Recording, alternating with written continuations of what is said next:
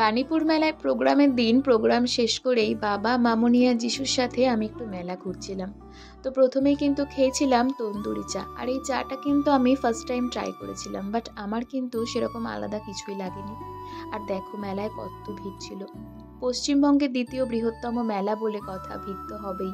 তো যাই হোক, তারপর আমরা চলে গিয়েছিলাম বাসনের দোকানে। আর এই দোকান থেকে কিছু দরকারি জিনিস কিনলাম। আর এই যে রয়েছে নাগরদোলনা, যেটা আমি কখনোই চড়ি না ভয়তে। আর এই দোকানটাতে আসলেই আমার মনে হয় আমি সব পুতুলগুলো একবারে কিনে নিই। আর তারপর চলে গিয়েছিলাম পিঠের দোকানে। তো আমরা খেয়েছিলাম হচ্ছে পুলি পিঠে। আর তারপর দেখছি রয়েছে এই ফুলের স্টিকগুলো, তো আমার না এগুলো দেখতেই বেশ ভালো লাগে, আমি আর কিনিনি। আর তারপর আচারের দোকান থেকে নিয়েছিলাম কুলের আচার। আর বেরোনোর সময় আমার শ্বশুরবাড়ির পাড়ার একজনের সঙ্গে দেখা হয়ে গিয়েছিল। তো এই দোকান থেকে নিয়েছিলাম বড়ি আর পাঁপড়। আর বেরোনোর সময় খেয়েছিলাম পাঁপড় ভাজা।